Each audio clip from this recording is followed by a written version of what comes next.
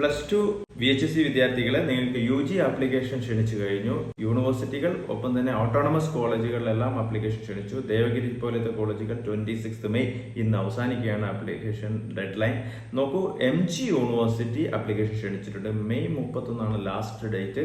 അതിനെക്കുറിച്ചാണ് നമ്മൾ ഇന്ന് ഡീറ്റെയിൽ ആയിട്ട് സംസാരിക്കുന്നത്. ബേസിക്കലി MG യൂണിവേഴ്സിറ്റി എന്ന് പറയുന്നത് മഹാത്മാഗാന്ധി യൂണിവേഴ്സിറ്റി കോട്ടയത്താണെങ്കിലും അങ്ങ് എറണാകുളം വരെയുള്ള പ്രധാനപ്പെട്ട കോളേജുകളും അണ്ടറിൽ വരുന്നതാണ്. ഈ യൂണിവേഴ്സിറ്റിയിലേക്കുള്ള ആപ്ലിക്കേഷൻ പ്രോസസ്സ് നമുക്കൊന്ന് നോക്കാം. പ്രധാനമായും നമ്മുടെ യൂണിവേഴ്സിറ്റിയിൽ ഏതൊക്കെ തരത്തിലുള്ള കോളേജുകളാണ് ഉള്ളത് നോക്കാം. ഒന്ന്, നമുക്ക് സ്കൂൾ ഓഫ് അക്കാഡമിക്സ് എന്ന് പറയുന്ന രൂപത്തിൽ തന്നെ അവിടെ കോളേജസ് ഉണ്ട്. അപ്പോൾ തന്നെ നമുക്ക് വെബ്സൈറ്റിൽ കൃത്യമായിട്ട് കാണാൻ വേണ്ടി പറ്റും. കോളേജിൽ എയ്ഡഡ് കോളേജുകളുണ്ട്, ഗവൺമെന്റ് കോളേജുകളുണ്ട്, ഫോർവേഡ് കാസ്റ്റിനുള്ള കോളേജുകളുണ്ട്, ഒപ്പം മൈനോറിറ്റി ബാക്ക്വേർഡ് കമ്മ്യൂണിറ്റിയുടെ കോളേജസ് ആയിട്ട് വരുന്നുണ്ട്. സെൽഫ് ഫിനാൻസ് കോളേജ് ഉണ്ട്. സെൽഫ് ഫിനാൻസ് കോളേജ് തന്നെ ഗവൺമെന്റ് കൺട്രോൾ ചെയ്യുന്നുണ്ട്. ഇത്തരത്തിൽ 100 കണക്കിന് കോളേജുകൾ, 20,000-ലധികം വരുന്ന സീറ്റുകൾ ഈ കൃത്യമായി നമുക്ക് മാനേജ് ചെയ്ത് കൊണ്ടുപോകാൻ വേണ്ടി പറ്റും. നിങ്ങൾ വേണ്ട രൂപത്തിൽ ശ്രദ്ധിച്ച് അപ്ലിക്കേഷൻ കൊടുക്കുകയാണെങ്കിൽ. അതിലെ അപ്ലിക്കേഷൻ പ്രോസസ് MG CAP എന്ന് പറയുന്ന സിസ്റ്റത്തിൽ നമ്മൾ എൻറോൾ ചെയ്യുന്നു.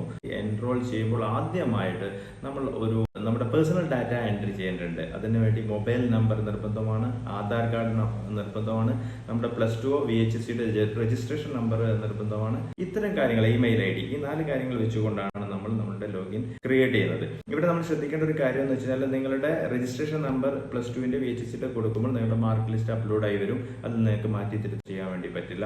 ശേഷം നമ്മൾ ഒരു പാസ്വേഡ് ക്രിയേറ്റ് ചെയ്യുന്നു. പാസ്വേഡ് ക്രിയേറ്റ് ചെയ്തതിനു ശേഷമാണ് നമ്മൾ ഓപ്ഷൻ കൊടുക്കുന്നത്. മൂന്നാമത്തെ സ്റ്റേജ് നമ്മൾ ഓപ്ഷൻ കൊടുക്കുന്നത്. 40ഓളം ഓപ്ഷൻസ് നമുക്ക് കൊടുക്കാൻ വേണ്ടി പറ്റും.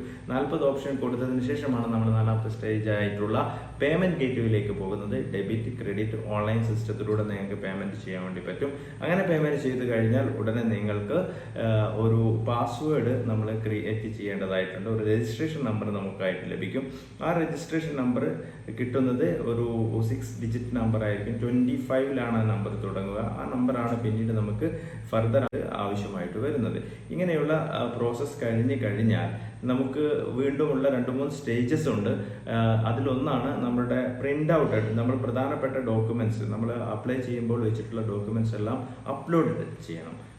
അത് ഡിജിറ്റലായിട്ട് അപ്ലോഡ് ചെയ്യേണ്ടതായിട്ടുണ്ട്. ആ അപ്ലോഡ് പ്രോസസ്സും കഴിഞ്ഞ് കഴിഞ്ഞാൽ അതിന്റെ പ്രിന്റ് ഔട്ട് എടുത്ത് നമ്മൾ കീപ്പ് ചെയ്യുക.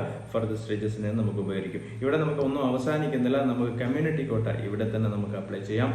എയ്ഡഡ് കോളേജുകളാണ് കമ്മ്യൂണിറ്റി കോട്ടയുടെ അവസരം ഉള്ളത്. നിങ്ങൾക്ക് അറിയാലോ, MG യൂണിവേഴ്സിറ്റിയിലെ എയ്ഡഡ് കോളേജിലേക്കുള്ള കമ്മ്യൂണിറ്റി കോട്ട ആപ്ലിക്കേഷൻ ഇവിടെ കൊടുക്കാം. സ്പോർട്സ് തുടങ്ങിയിട്ടുള്ള നമ്മുടെ മെറിറ്റോറിയസ് ആയിട്ടുള്ള അതർ സാധ്യതകളെയും നമുക്ക് ഇവിടെ ഉപയോഗപ്പെടുത്താൻ വേണ്ടി പറ്റും. എല്ലാവർക്കും 2025-26 വർഷത്തിലെ FIUG ആപ്ലിക്കേഷൻ കൊടുക്കാനും ലഭിക്കാനും സാധ്യമായിട്ട്